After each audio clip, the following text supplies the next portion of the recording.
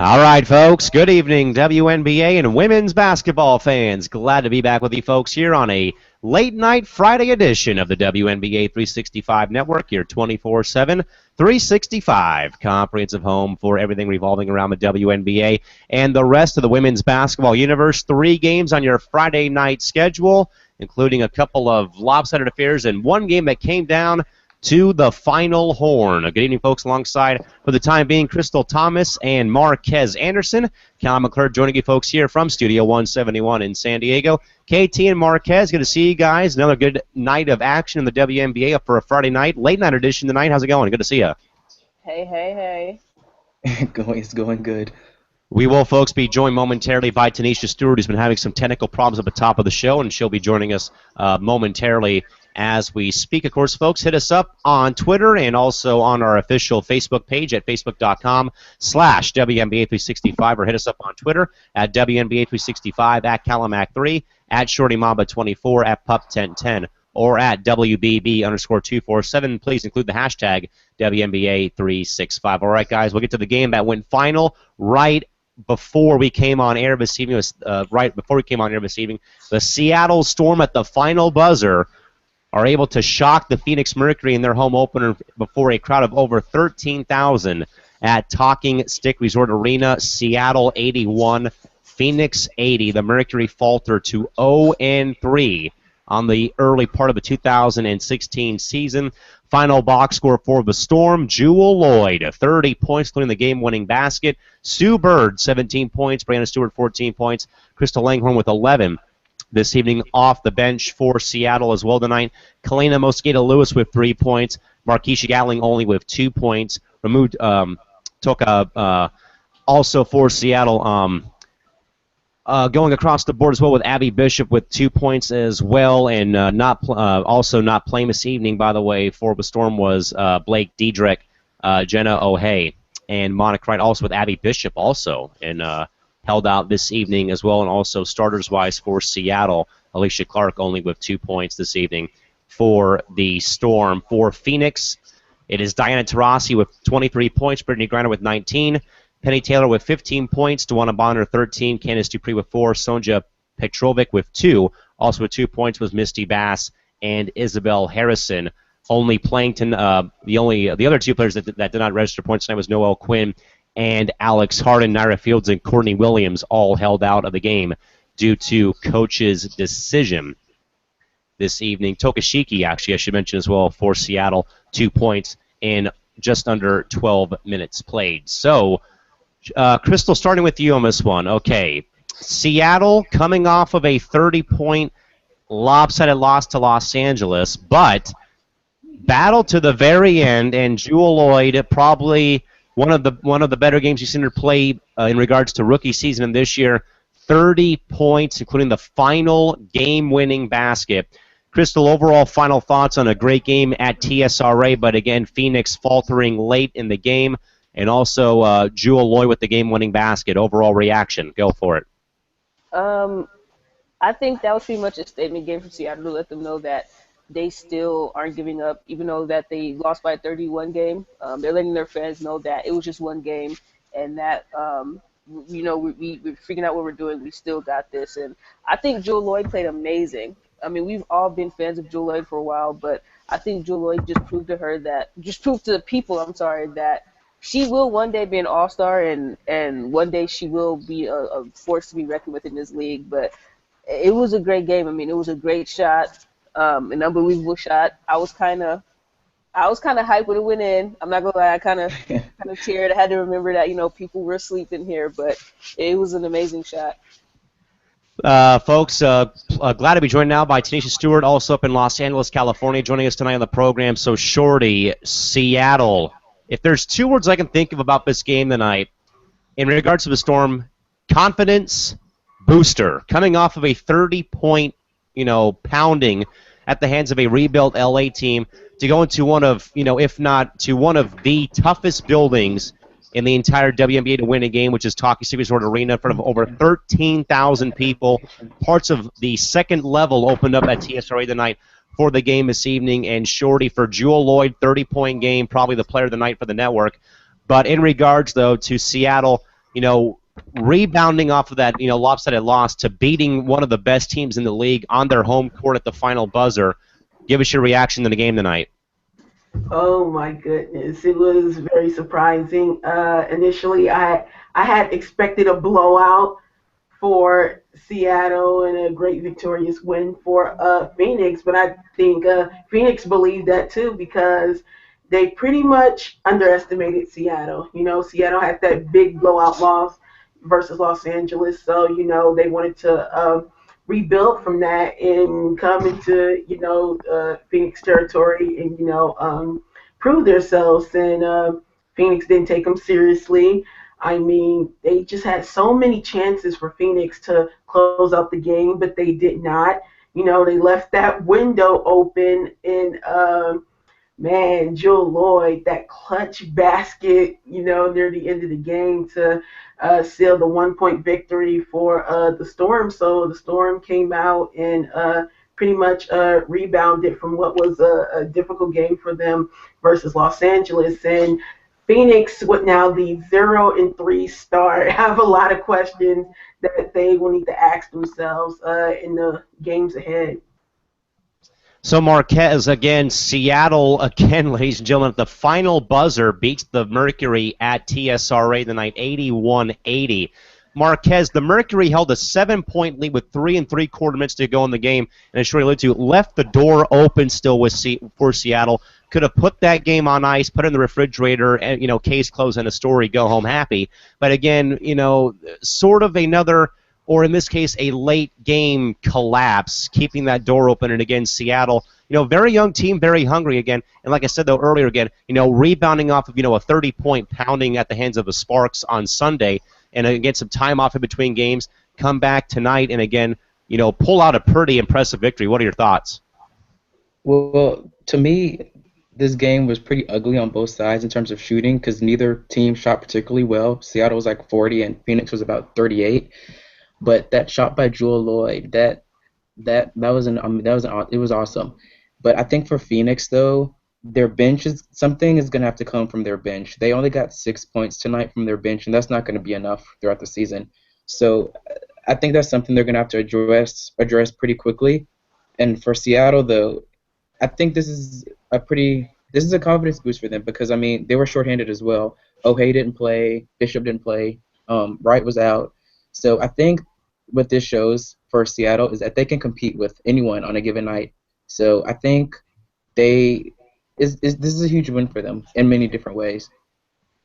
By the way, folks, we want to go and visit our chat box, say hello to our fifth man or our swing man this evening, the good man himself, Todd Mintz, who wants to chime in real quick and saying, have to give Seattle credit, incredible credit. Sue Bird had a solid first half with 4 threes.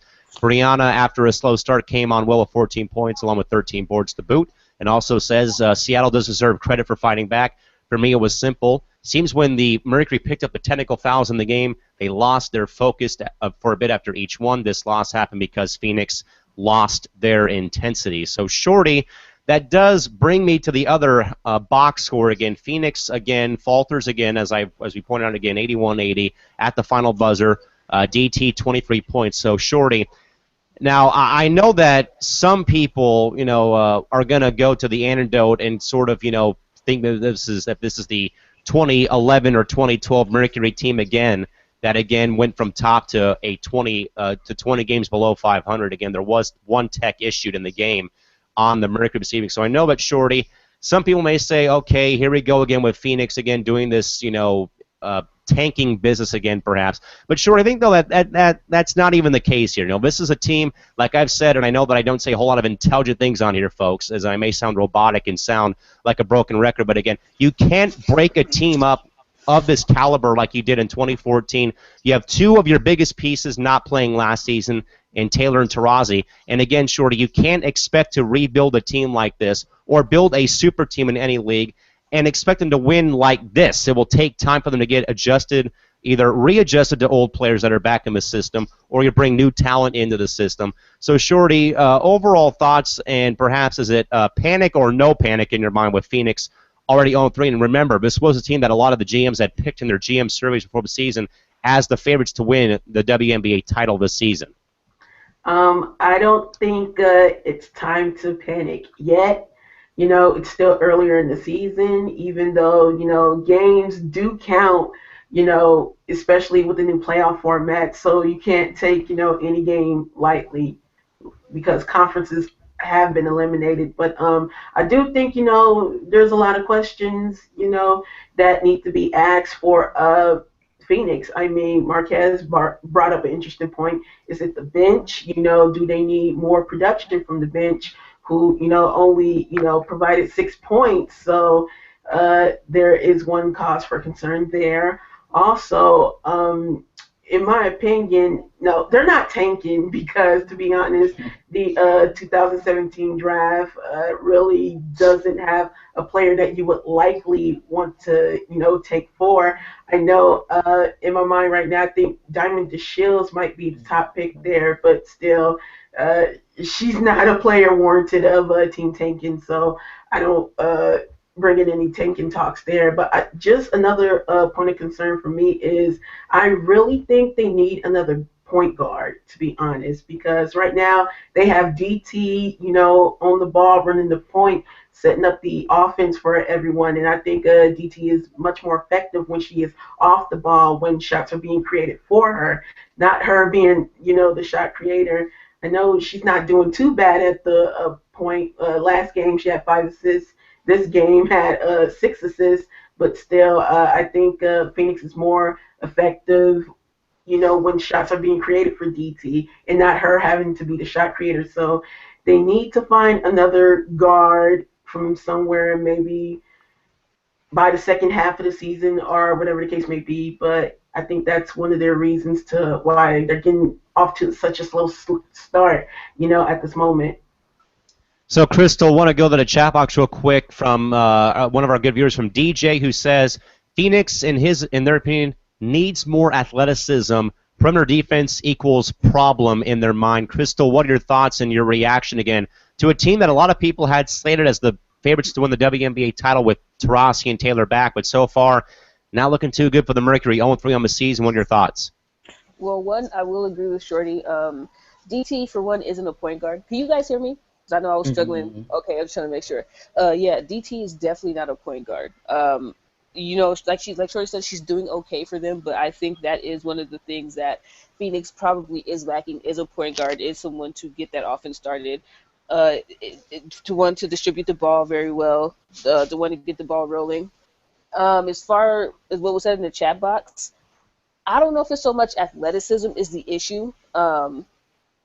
Defense may be the issue, but I don't know if it has anything to do with athleticism. I just think that they're missing a step, and we don't know what it is. BG is looking kind of slow. I don't know if she's injured. I don't know what's going on with that. I noticed she has a brace on her knee. I don't know if that's reoccurring or if that's precautionary, but BG's looking a step slow. And they really don't have a bench. I'm big on saying benches. You guys know how I feel about having a bench. I think that is one of their main reasons. I mean, they really don't have anybody else to score. Candice Dupree has been kind of slow. She hasn't really done anything. So I just think Phoenix probably just needs to get a PG and a bench. I mean, it's looking like that Mo Curry trade might have been a bad idea so far. Mm-hmm. Who would have thought we would have been saying that? But I think they probably should have kept Mo Curry, who probably could have given them a little bit of production on the court. And I know that Todd had probably asked us, I don't think we got to this, but Todd was asking about Leilani Mitchell. Todd, from what we've gathered, it sounds like Olympic commitments for Mitchell so far for the Australian national team. She is not going to be with Phoenix for the 2016 season due to Olympic commitments with the Australian national team. So, Marquez, we've heard about Diana Taurasi being the leader of the team, at least for now. Again, she had scored 24 points game one, 23 this evening. But again, it seemed like it's kind of been just her and a bunch of other people surrounding her at this point so far. And again, we've already brought up about Candice Dupree, a little bit MIA recently. Brittany Griner either injured or, again, precautionary reason with that knee brace on that she's had for the first two games. And also the bench dip has sort of been a problem that Phoenix has also had. And again, a team like Phoenix has always been known for a good bench presence. And again, maybe that this is a point now where perhaps Jim Pittman's like, why did I make this trade with San Antonio for the pick for next season? for Mo Curry, because it seemed like, though, as Crystal brought up, though, that Mo Curry was sort of a spark plug off the bench for PHX last season. But Marquez, what's your initial reaction again to the Mercury again? 0-3 right now at this point in time, this early in the season. Panic or no panic in your mind? I don't think you panic just yet because it's only 3 games in. But at the same time, you're gonna have to adjust quickly because of this new playoff system. You don't want to get too far behind because I mean I know Phoenix would like a bye. I mean anyone would, but for them that would really be helpful. And but I think Shorty's right, and well, Crystal and Shorty are right in terms of they need a point guard, and I feel like Mo Curry was that for them. She can pass it and create for others, so I think they may be regretting that trade at the moment. But if they can find someone else off waivers or can just pull someone out, I think that can be okay. Maybe they shouldn't have let go of Bias. She wasn't the greatest, but she's still a point guard. Yeah, so perhaps another move again that Marquez brought up again about them waiving Tiffany Bias 2 days before the season started, and she was picked up by the Storm mere hours later. Guys, I think if I look at this, and I think about some of the super teams in sports, and I would probably call Minnesota and Phoenix both super teams, and then just with them being just loaded with talent between Maya Moore and Augustus and Whalen with Minnesota, and of course Griner and Tarasi with Phoenix and Penny Taylor, is 9 times out of 10 teams like this will crumple early. I mean, I saw this with the San Diego Padres in Major League Baseball last season. They went out and made a whole bunch of trades and stuff, and they were thinking, okay, World Series favorites perhaps. They were 30 games below 500 last season. So I've seen super teams crumple under pressure, including the Lakers a few years ago when they got in Dwight Howard and Steve Nash. That team crumpled under pressure, barely got in the postseason. So in my opinion, there is no panic as of now. But like Marquez brought up, though, folks, I mean, if they don't turn it around like ASAP, they could be in trouble sometime soon. And Shorty, one more point before we move away from this game is in your mind, does Phoenix make some type of roster move? I mean, we already heard about Marquez bringing up about waivers or something, but do you perhaps see some type of trade or any type of transaction being made to sort of address some of these holes that they have right now, and they're right now on the road ahead? I can see some type of a transaction being made by, the Olympic break because, as I previously, brought up, all while DT, is okay, at the point. However, they need some shot creators, and she needs someone to, create her shot for her and for the rest of the team. So I can see a transaction being made at least by the Olympic break, either by waivers or some other kind of free agent that's out there on the market that has yet to be picked up. But yes, I can definitely see it. Crystal, how about you? Yay or nay? Phoenix making a move sometime soon or before the Olympic break in your mind? I mean, I don't know. I mean, I don't know if that would really help them right now. I mean, they could try it, but I just feel like if they don't have their chemistry together now, adding another person is just gonna, make it worse. So I think they should try to figure out what's the problem first, and then maybe if they can, then add somebody. And Marquez, how about you? Yay or nay on some type of transaction by Phoenix sometime now or perhaps a few more games down the road? I think they will, because I mean, something has to happen with that bench. They can't have it be that unproductive if they expect to win a title this year. They need something. All right, so that's our thoughts again, and once more again, folks, Seattle at the buzzer. Thanks to Jewel Lloyd, defeats Phoenix tonight, 81-80. Phoenix 0-3 on the very young season. Moving, guys, to some of the earlier action tonight. The LA Sparks coming off a 30-point victory on Sunday. Well, the time off didn't really matter much to them. They also won again tonight, also by 30 in D.C. over the Mystics tonight by the final score of 97-67. Christy Tolliver, 5 of 6 from beyond the arc, 7 of 8 from the field, 19 points. Jantel Lavender, 12 points. Elena Beard and Neka Ogumake with 10 each. Anna Davic with 9, and Candace Parker playing the facilitator role. Not the best shooting night for CP from the field, 30%, but had 8 points, but chipped in 6 assists and grabbed 9 boards in the victory. Chelsea Gray with 8 as well. Jelena Dublivlich with 7 points, along with Ann Waters also with 7. Essence Carson with 4, and Whitney Knight with 3 points this evening as well in her rookie debut officially after playing the last couple minutes of the game on Sunday. For the Mystics, it is Emma Meesman with 13 points, Kalia Copper with 10, Stephanie Dolson with 8, Taylor Hill with 8 as well this evening. Kia Vaughn with 7, along with Tia Ruffin-Pratt also with 7. Bria Hartley with 4, along with Tiana Hawkins also with 4 points. Allie Mollett also with 3. Not playing tonight for the Mystics, Natasha Cloud and Ivory Lotta, who's still nursing that injury suffered overseas. So, Shorty, we know that in stretches, LA has sort of been good one day and either horrible or awful to watch the next night. Well, here it was pretty much good on Sunday. Okay, maybe not as good as Sunday, but again, still a 30-point victory, back-to-back wins by a 30-point margin for the Sparks, and also tonight, how you do not see Candace Parker go off like shit again. Like I said, again, rough night shooting, again, 3-10 from the field, 30%, but hey, Shorty, there was rebounds, there was assists, there was other things that she helped out, well, much like what we saw last season, again, letting people join the scoring party this year and even last season. Shorty, reaction to LA, again, back-to-back 30-point beatdowns of an opponent. I mean, this definitely wasn't, one of their best games out of the two that they have played so far. But I mean, they definitely did get the job done. I have to give credits to the Mystics. I mean, every time CP touched the ball, they doubled. They doubled her, so that's why she couldn't get, shots off as early as she wanted to, and she didn't score, as early as she wanted to. Every time, she touched the ball, they swarmed her and they basically baited LA. They said, okay, we're going to stop your best player. Now we're going to make the rest of you step up, and that's exactly what they did. As you brought up, Christy Tolliver, 19 points, 5 or 6 from the 3-point line. She was spectacular. AB, Elena Beard stepped up as well. 5 steals. She was snatching the Mystics players' ball. She was snatching them ball. And then, everyone else, NECA, 10 points.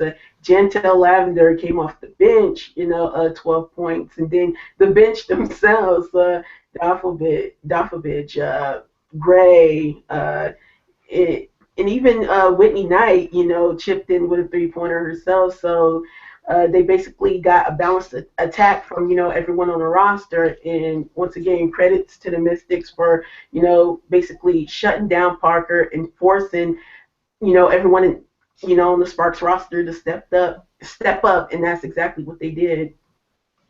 And Crystal, Todd Mitch brought up a pretty good point I want to get to. He says, LA is playing with a focus I have not seen in a long time. Such balance. Everyone has played well in his mind through the 2 games again. So again, Crystal, you see more points being distributed on the stat sheet again. It's not Parker owning it with 34 points again. It's, giving out points for KT again. 5 of 6 from beyond the arc. LA had made 8 of their 17 attempts this game tonight and shot a team for the team. Shot 47.1 from beyond the arc this evening. But again, Crystal, it's more so, again, I think, in my opinion, again, seeing Parker distribute the ball again this evening or earlier today again, having the assists and the rebounds again, finding a different way to help a team out when she can't, seem to find the basket again, is helping out in any facet she could. Crystal, your reaction and thoughts to the LA victory again, once more, but again, back-to-back 30-point victories again for the Sparks from the first 2 games of the year. Not taking away from LA, because I think the victory is very well, but Shorty mentioned something about how LA played kind of sloppy today. If they play like that against a team like Minnesota, or if they play like that against a team like New York tomorrow, it'll be a 30-point victory. Not saying that LA won't win. I just don't get the teams that are actually compete with. It was a good win. Chrissy Tolliver is finally catching. She seems like she's getting to a groove. So if she keep that up the whole season, then LA is going to be crazy. And I agree with Shorty. Washington, whatever against Candace, it worked. She had a very bad night when it came to offense, but which is what you want to do. You want people to come in and step up, which they did tonight. And Elena Beard's defense today, her defense was on point. It was like she went back to her Duke days. And it's just gonna be a fun season for LA. It's only 2 games in, so LA fans play like this tomorrow. It's as far as sloppy basketball, I'm not sure back-to-back game. All right, so Marquez, again, you saw some stretches where LA was not probably at their best playing wise. And again, they were ahead after the first by 10 points, 20-10 after the first quarter ended. But again, though, Marquez, I think against a bigger and better team, a la Minnesota or New York, and like I said, Marquez, before he came on air, was I think though that right now the three best teams in the league through the first couple games has been Minnesota, New York, and LA's probably 2B or 3, I think, in my opinion, in regards to how that they have played so far. They've all played complete games so far. But Marquez, how about your overall thoughts again about LA's victory again, back-to-back 30-point wins in their first 2 games of the year? Well, it was impressive, and I think that just goes to show how much better and deeper they've gotten from last year to this one. Because, like Crystal's been saying, they finally have a bench. But when it Hallelujah. comes to and my girl Ann Waters, I mention her every episode, and I'm gonna still do it. She's proven Crystal wrong. I tell Crystal this all the time. She's in MVP form, but but but when they start facing teams that are a little bit better than what Washington is, they're gonna have to clean some things up, especially the way they come out in halves. After the second half, that's gonna have to be cleaned up. But other than that, Elena Beard looks well. She's playing defense, but for Washington though, what they did with Candace, that was also impressive. But like we said before the show, Dolson's gonna have to figure something out and be a little bit more productive for Washington to do as well as they want to. By the way, folks, want to get to one quick tweet from one of our loyal viewers from PhillyKid215 at Rambot68. They tweet saying that the LA Sparks have got to keep the small lineup with Lavender coming off the bench.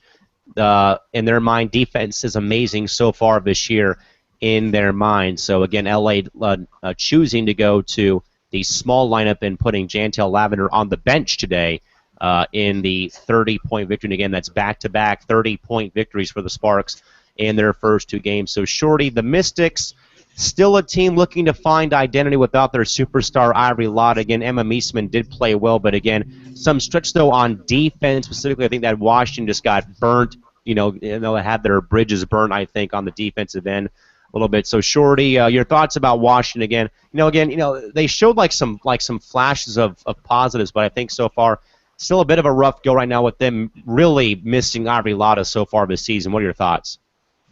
I mean, that's definitely one of the reasons why Washington has been struggling. I mean, they don't really have a real shot creator, and Ivy Lotta was that player, but now she'll continue to be out for a few more weeks until she finally returns. But I'm just wondering, so what is going on with their bigs, Misaman and Dawson?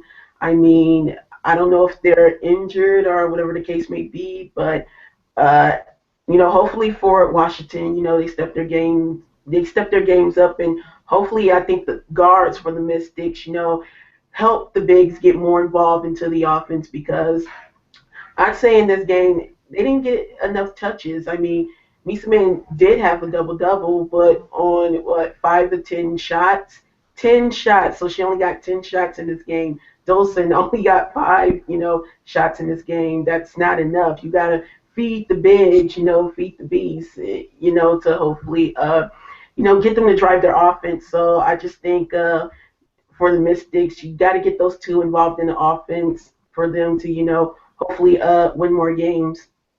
Yeah, and Crystal, I think though that you're seeing the Mystics. It's sadly right now. I think with them missing Lotta, this is kind of a slow death. I think is what you're kind of seeing sadly, because you've seen how there's no real identity with them right now in regards to who's gonna, like Shorty said, create those shots again. Mieseman had 13 points again and only had taken 12 total shots in the game, 5 of 10 from the field and 2 of 2 from beyond the arc. Stephanie Dolson also tonight only had 5 shots today in almost 23 minutes. So obviously, there's some problems I think with their ball movement right now. And Todd Mintz also said with them missing 3 players, he feels though that even if they're at full strength, it will be a challenge for them to finish at the 500 mark. So Crystal, overall reaction and overall thoughts and take on Washington and their slow start right now at 0-3. Well, one of it is I'm looking at the stats right now. Bria Hartley has got to take more than 4 shots. I think that's one of the issues there. I mean, we know Bria Hartley can score. She's a pretty good young point guard. I mean, she had 7 assists, so she was moving the ball pretty well. Um, it just seems like right now the issues with scoring. They can't find somebody other than Copper and Messiman. She was okay. She wasn't herself, but they've got to get Dawson involved. They've got to get the ball to Dawson. I mean, that's the reason why she's there. That's their bread and butter right there. If they could get the ball to Dawson, and hopefully it'll work out for them. But Dawson hasn't been looking herself. I don't know, I can't. I don't know if Shorty or I don't know who said it, but someone said she's probably injured. She's playing like she might be hurt, playing like something is bothering her. We don't know for sure, but she definitely has not been looking like herself in the last couple of games that I've watched. But they definitely got to get the ball down low, and Hartley's definitely got to get more involved. She has to take more than 4 shots. And Marquez, one more tweet real quick from Philly Kid 215 again from @Rambot68. Their tweet about the Mystics says they feel they are missing Kara Lawson big time right now this early in the season. I think that's also, not just Lotta, but also Lawson perhaps as well. Marquez could be a contributing factor too to why Washington's been off to such a sluggish start perhaps. Again, it's not solely on one or two players. Marquez, overall thoughts, though, again, about the Mystics being stuck in the mud at 0-3 right now, and again, struggling right now to really find, a key puzzle piece that will, sort of, help out their offensive woes right now. Yeah, they need someone that can score. They're missing Lotta, which is a big part of the scoring piece, but they need someone to score more, and they need more out of the post players. I think what they were going for this year was that they wanted Malat to step up and be a scorer for them because she can shoot the ball and she can score in a lot of different ways, but she hasn't really lived up to that as of yet. But if they can find someone to score more often, aside from Hill, because she's been great this year too, then they'll be fine. So again, folks, the LA Sparks again win back-to-back games by a 30-point margin. They knock off the Mystics this evening from Verizon Center in D.C. 97-67. LA at New York tomorrow at 3 Pacific, 6 o'clock Eastern. Okay, guys, one more game before we get to the games from tomorrow. The Indiana Fever at home defeated the Atlanta Dream 94-85. Pretty good game tonight from Bankers Life Fieldhouse in Indianapolis, Indiana. For the Dream tonight, it is Tiffany Hayes with 19 points, along with Lasia Clarendon also with 19 points. Angel McCautry, 15 points. Matee Ajiban, 12. And Rishonda Gray with 11 points for the Dream as well this evening. Megan Simmons with 4 points. Elizabeth Williams with 2.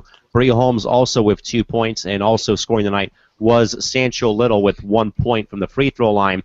And Sierra Burdick had played 1 minute and 45 seconds of action tonight. Carla Cortillo did not play tonight, coach's decision, and Rachel Holloway, no points in over 11 and 3/4 minutes played.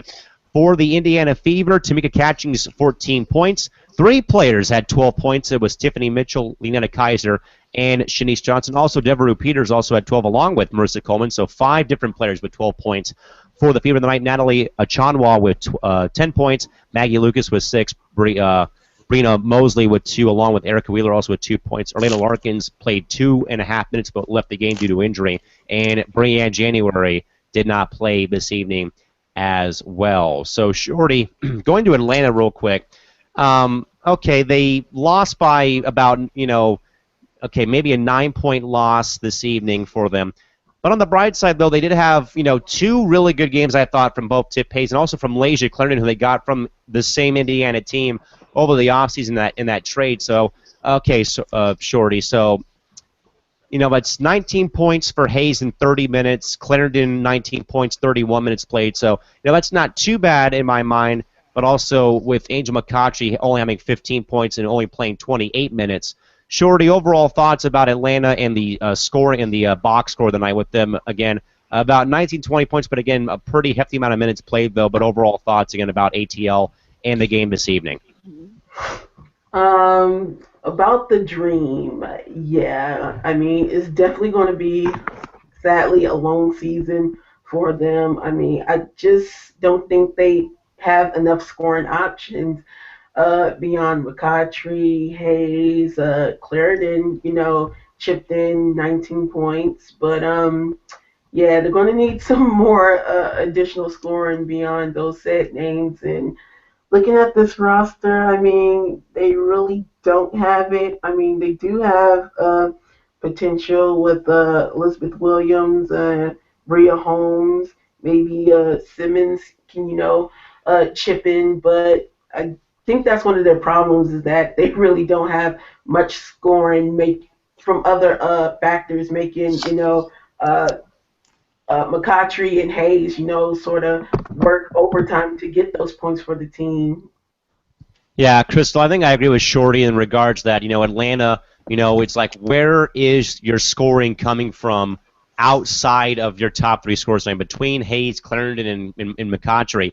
I want to, the question I want to pose though, Crystal, in your mind though, where will the rest of, where will the scoring outside of those three players come from in your mind, or will there even be any scoring out of the rest of the team outside of those three players I just mentioned? Well, you know what? I can answer where were scoring with. They're scoring with to New York before the season started. That's where they're scoring with. When they traded Shoney Shumaway, I mean, honestly, when they traded Shoney Shumaway, that was honestly their between Angel and Tiff Hayes. That was their third scorer. I mean, it's unfortunate that she was out of shape because I think if she was playing with Atlanta, I don't know if they would have won this game tonight, but I think it would have been closer than what it was. Will they get some scoring? Maybe it looks like Lasia Clarendon is starting to pick that part of her game up, and if Lasia can pick that up, then that will help Atlanta out tremendously. But for the most part, they traded their scoring away before the season started. And Marquez, I think with Clarendon specifically, is you're moving a bench player in Indiana for a bit or for most of her career into the starting lineup. It's a pretty hefty transition. But Lasia tonight again, play in my mind. I think she played very well again. She had 19 points. She was tied for the team lead in points. 7 of 8 from the field, 1 of 1 from beyond the arc, made 4 or 5 free throws, and also dished out, had 6 rebounds and had 2 assists in the game as well. Also had a steal, but did though actually have, also though did turn the ball over 5 times. But that's I still think it's a pretty good scoring line for someone that's moving from the bench to the starting 5 in rotation. So Marquez, outside those top 3 players again between Tip Hayes, Clarendon, and McCautry, where will Atlanta find the rest of the scoring in your mind outside those 3 players? I don't know. I'm looking, but I can't really find anyone. I mean, Ajibon can, but she needs a lot of shots to do it. And I don't think her taking all those shots is going to be beneficial to their offense because, I mean, she shouldn't be their first option. But I'd like to see Simmons maybe contribute a little bit more because I think she can. She has the potential to. But they're going to need something from their post. Like today's game, their posts were pretty inefficient with the exception of Rashonda Gray. She had 11 and 7. But it's really hard to figure who's going to be that third option for them, especially if Angel is off some games. Yeah, I would agree. And Shorty, going to the Fever, we'll get to the off the court stuff momentarily before we get to the games from tomorrow. Again, Shorty, you had 5 different players on Indiana, all have 12 points. That's Mitchell, Kaiser, Johnson, Peters, and Coleman, all with 12 points, along with Catch having 14 as well tonight. So, Shorty, again, here's another case of a team, again, distributing the points across the score sheet. Again, Catch is 14, but again, 5 different players all had 12 points. And again, Tiffany Mitchell has played very well in the first couple games for Indiana so far. Definitely, as Eric Nemchok had alluded to during the offseason, by far a steal for the Fever in the draft. This year was Mitchell going to Indiana. But Shorty, what overall thoughts again about seeing the Fever win, but also again having 5 different players again tied with 12 points, but again equal again points being distributed across the entire score sheet again for Indy this evening. No, I definitely think it was a good win for the Fever, and of course Tiffany Mitchell was the steal of the draft. When I was definitely one of those people who didn't want her to go past 6, but we won't talk about the draft. We'll leave that in the past. But yeah, definitely to have a balanced attack from 5 different players on the Fever roster is definitely beneficial for them, especially with having a player out and bringing in January and definitely seeing Larkins go down in the game. So definitely need others to step up as well. And That's exactly what they did. Tiff Mitchell, 12 points, not playing, as a rookie. She will definitely be in the conversation for Rookie of the Year, along with Brianna Stewart, definitely. But again, great win for the Fever, balanced attack. I mean, definitely a good game for them. And again, Crystal, I think it's important again that you've seen, all the scoring being, distributed across. Again, we had 5 different players I've already alluded to, folks. Like I said, I do sound robotic at times, but I can come up with some intelligent things every now and then for you. But again, once more, again, pretty much everyone tonight on the score sheet had taken. Everyone that had 12 points had taken 10 shots or fewer to get those those points. Obviously, they did it pretty quick in a very fast succession. At least in my thoughts, Crystal. Again, taking that few shots but getting that many points, of course, was a big advantage for Indiana. But your overall thoughts about the Fever's victory tonight over ATL? I just like how, like you said, 7 different people in double figures. That just lets you know that it was a team thing. And from the games that we saw today, that was pretty rare. I mean, you would have probably 5 people in double figures, or like 2 or 3, but that lets you know Indiana is thinking team first, and that is going to get them a long way. That's one thing I like about Indiana. I love the way they play. 7 different people in double figures. That means the ball was distributed equally. That means people were doing what they were supposed to do. That means they all came out to play, and it shows. I mean, they won the game. So I like Indiana. I've been a fan of Indiana. There's no way this chick is a rookie. She's like a vet reincarnated or something, because the way that she's just been playing, I mean, it's only been, 2-3 games, but she's something special. Tiffany Mitchell is something special. That was a steal. They're pretty much set when Tamika Catchings retires. Tamika Johnson, I don't know where that came from. But Tamika Catchings, I'm sorry. They're pretty much set for when Tamika Catchings retires, and I think they made the right choice in their draft pick this year. And Marquez, I think that's something that we kind of alluded to a little bit was, again, or at least what Chris brought up again, 7 different players in double figures, but again, 5 players had 12 points even, but again, had 7 different players, again, registered double-figure points again. So I think it's a really big advantage for the Fever. Again, 7 different players in those double-digit figures for them this evening. Marcus, about your thoughts, again, about Indy's victory tonight over ATL? Yeah, I liked how balanced it was. They were moving the ball, unlike Atlanta. Indiana had 19 assists to Atlanta's just 9. I mean, Mosley, she led the team in assists. She had 6. She had 6 compared to Atlanta's 9, and I was just watching, and I'm like, the way they were moving the ball, it was really fun to watch. You had Peters making threes, you had Shanice Johnson taking people off the dribble, and like Crystal said, it was a team effort as opposed to Atlanta being really ISO all game, which kind of messed them up towards the end because they kind of looked lost in terms of getting the ball around. But Indiana's going to be fun to watch. I feel like they can be a top team in the East. Well, the East now, but I think Tiffany Mitchell too is a steal. She's going to be great, and like Crystal said, they're going to be set when Catchings leaves. So again, folks, Indiana with the victory this evening over the Atlanta Dream, 94-85. But Shorty, some off-the-court news we want to address from the Fever. In a press release that was put up today on the Fever's official website and also on Twitter, the Indiana Fever have reported that head coach Stephanie White has interviewed for a head coaching position at Vanderbilt University. It was announced by various media reports today. Stephanie White did issue the following statement, folks, and I do quote from Steph White: "It has always been a goal of mine to get back into college coaching at some point in my career, but it had to be the, quote, perfect opportunity in order for me to consider leaving this job that I have loved very much. Vanderbilt did reach out to me, and I was given permission to speak with them. No matter what happens in the process, my focus is on the Fever and leading this team to a WNBA title this season. I love this team, our players, staff, and organization, and will continue to give them all the love I have," close quote. Fever president and GM Kelly Kraskop also added the following statement, quote, "In the offseason, Stephanie made it known that she is interested in pursuing college coaching. We agreed that she would remain with the Fever for the entire season. It is not my desire for her to leave our franchise, but I felt the right thing to do was allow her to pursue her goal of coaching in college. I'm more than confident Stephanie will do a great job for us this season," close quote. So, Shorty, here we go now with a potential WNBA coach going back to college. Now, again, we've seen some other, either in the NBA or other minor league or different league managers or head coaches, in the right word for basketball, go and pursue either a college job or they get promoted to a different job somewhere. So, Shorty, overall thoughts again about this coming out, this early in the season right now, with this coming out again about Steph White again interviewing for a job at Vanderbilt. Yeah, I mean, I was a little surprised that they would, publicly, release this news, so early during the WNBA season. But I wouldn't necessarily say it was surprising at all. I mean, just to me,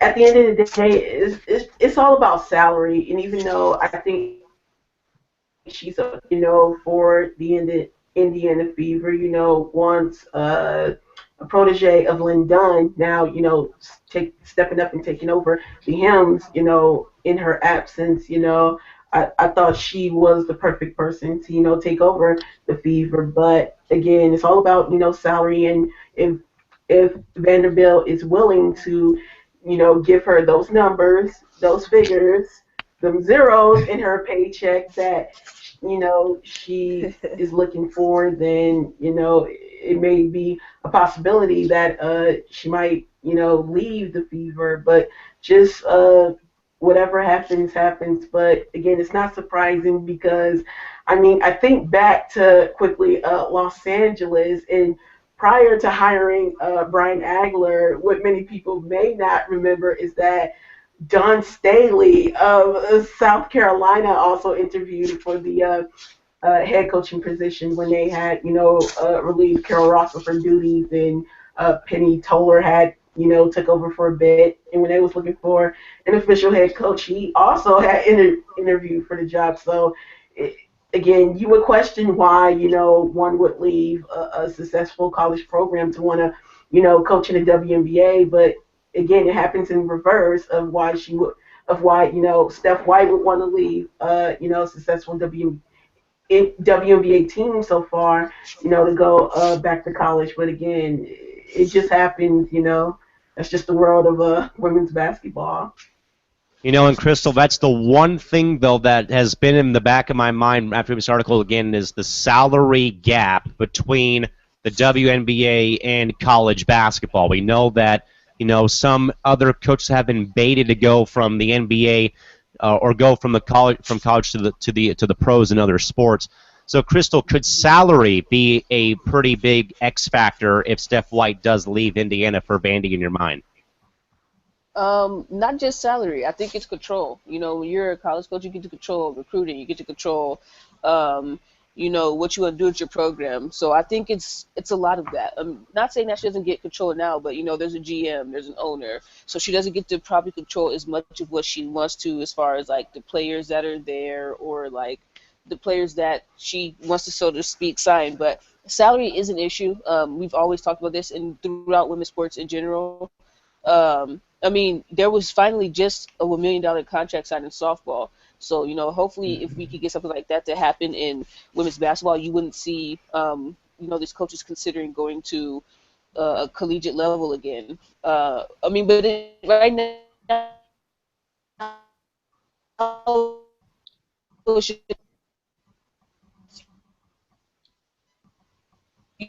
it's just necessarily a job. Right now it's not set in stone, so I don't think people should really worry about it until it happens, if it happens.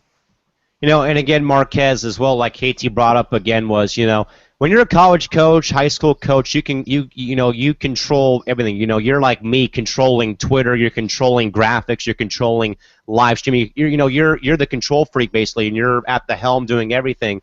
And that's the biggest thing I think as to why, or perhaps why Stephanie White would perhaps leave again, is she could have more control than what she would have right now with the Fever. But also again, like as I said though, again the pay gap between college and the pros, in this case, in our case as WNBA and women's basketball fans, is the pay gap is going to be that much more significant, I think, and that's going to be a pretty hefty decision. Marquez, overall thoughts though again about seeing the story coming out so early in the WNBA season?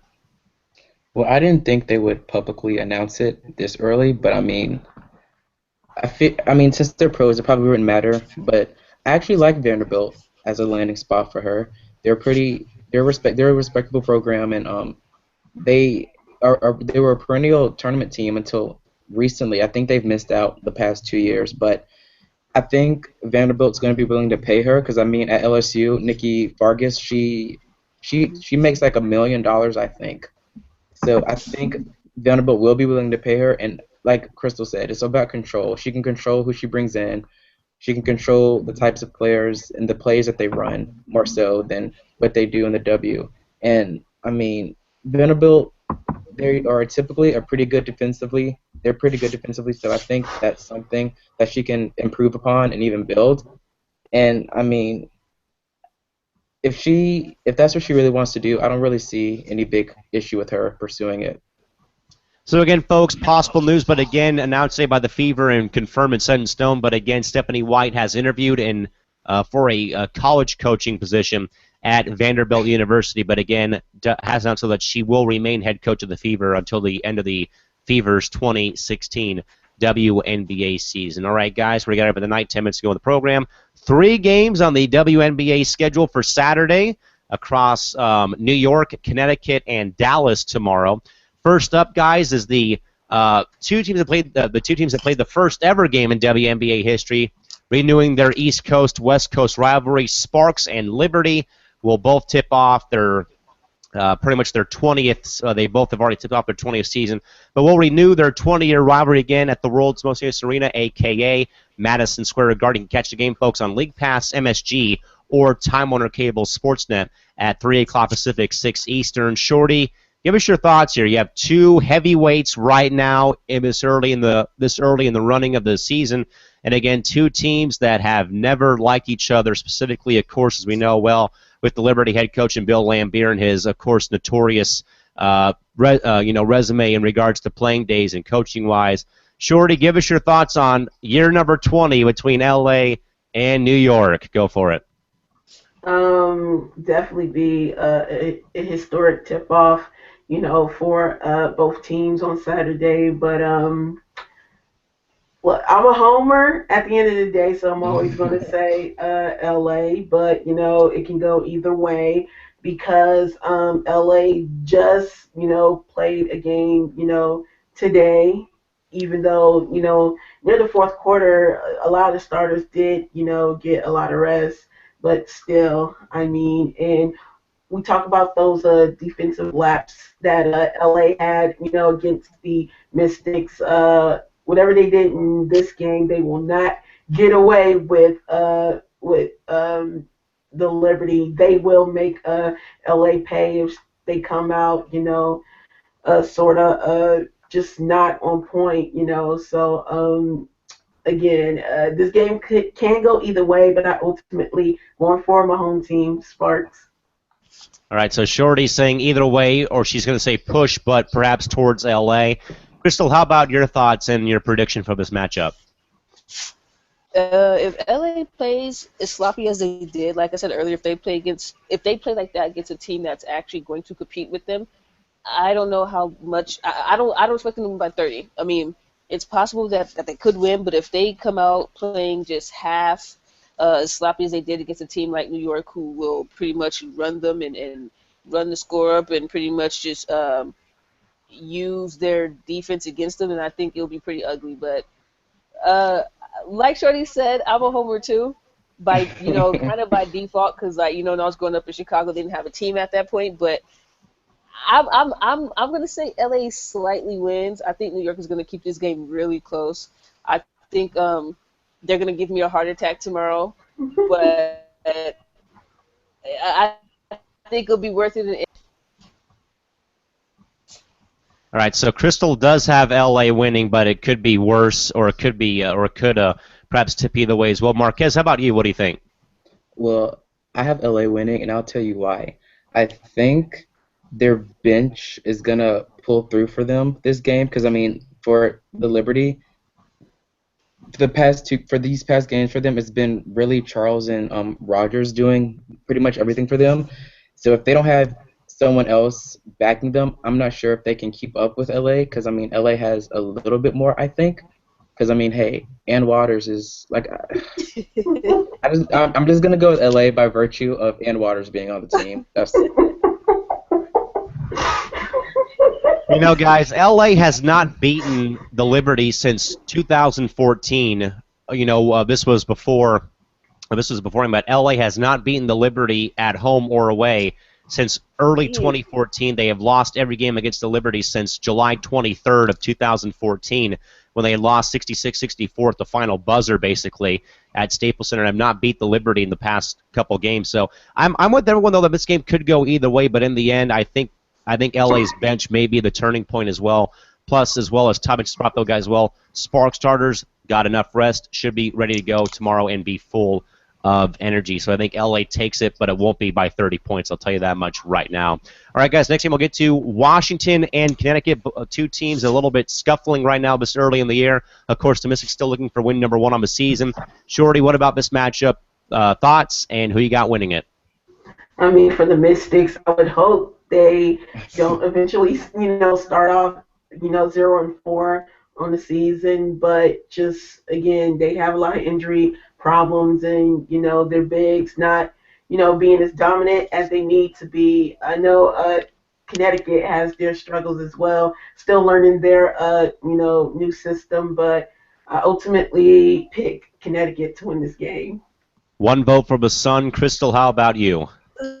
See, my mind is telling me Washington, but my gut is telling me Connecticut. But because I want to be different and hope Washington wins, I'm gonna go with Washington.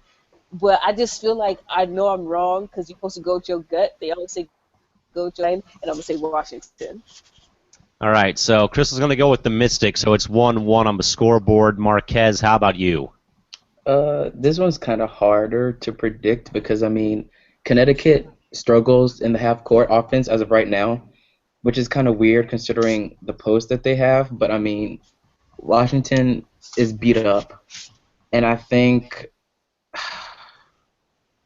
I want to say Washington, but I'm going to have to go with Connecticut. Yeah, no, I'm going with Connecticut as well, guys. Home opener for them back at Mohegan Sun Arena, going to be loud and full of energy. Plus, as we already alluded to, you guys Washington has so many problems with either injury problems or what have you, and I think that Connecticut playing one game, and again, the Mystics on a back-to-back, which is never easy to do for anybody, so I also have the Sun winning this matchup tomorrow. And also, guys, at 5:30 Pacific on NBA TV, the grand opening for the Dallas Wings at their brand-new arena at College Park Center on the campus of UTA in Arlington, Texas, against the in-state rival San Antonio Stars. Shorty, the first interstate rivalry game since the Sacramento Monarchs had played the LA Sparks back in 2009 before they ultimately sadly demised and folded. Shorty, how about your thoughts on Stars Wings, the first game of the Texas two-step, you can kind of say, between these two Texas ball clubs? Oh man, a Texas brawl, a Texas brawl going down. I ultimately have Dallas winning this game. I think they'll come out, and just have multiple scoring options, and they got Paris, Sims. I think Powers, who has been doing good as of late, will step up. So sorry, Marquez, but I'm going with Dallas. All right, so I'm going to rename this real quick, Crystal. Who wins the Battle of the Alamo in your mind, San Antonio or Dallas? I'm gonna have right now is just overall the better team. I don't know what's going on with San Antonio, but they just can't get anything going right now, and I think that has a lot to do with the changes that's going on with their organization right now. So yeah, Marquez is about to have a heart attack tomorrow, but I got to go with Dallas. All right, Marquez, what do you think? Okay, you've already heard both sides. Again, the Stars sort of in that transition right now in regards to Dan Hughes leaving the sidelines after the year. Again, facing the Wings in their home opener in their inaugural year at home. Marquez, what do you got, man? Well, my team has really done some damage to my heart already. Like, we lost 2 close ones. But this one, I don't know if it's going to be as close because I think Dallas is way better offensively at this point than Atlanta and Connecticut, and we just don't have anyone that can really create offense for everyone else aside from Mojef. And if Kayla has another bad game, it's gonna be another struggle bus because there's really no one else that can put up the points she does. But I'm gonna be watching faithfully, emotionally, hoping we win. But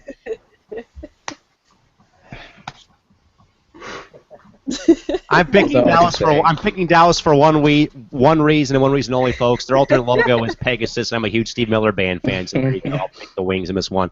Shorty, one quick question from Thomas for you guys for the night. For LA and New York, Shorty, do you start Jantel Lavender on Tina Charles, yes or no? That is interesting because she's been on the bench for the past 2 games, but I ultimately say no. I mean, she's that firepower, she's going to be that firepower for LA to, uh, you know, uh, push the second unit. So I think LA should keep their starting lineup. All right, so one vote for no. Crystal, just give me yes or no. Do you start Lavender on Charles? Nah, she's good off the bench. Marquez, how about you? No, I like her off the bench too. Yeah, all four of us in favor. No thanks on that one in regards to how that they've played so far with her on the second. With that, though, folks, we thank you guys for stopping by and joining us here on a full night of action in the WNBA. 3 games yesterday, 3 more, 3 games today, 3 more tomorrow for you folks. We'll be off this weekend as we normally are. We will be back with you folks on Monday night when we have an off day from the league. We'll be able to talk more about the upcoming news and games. Again, folks, for Crystal Thomas, Anthony Stewart, and Marquez Anderson, this is Cal McClurg signing off for the weekend. Until Monday night, folks, have a safe weekend. Drive home safely. Thanks for stopping by and joining us. And good night, folks. This has been the WNBA 365 Network, your 24/7, 365 comprehensive home for everything revolving around the WNBA and the rest of the women's basketball universe. We'll see you folks right back here Monday night, same bat time, same bat channel with the same bat people. See you folks on Monday, and have a great weekend. Good night. Bye-bye.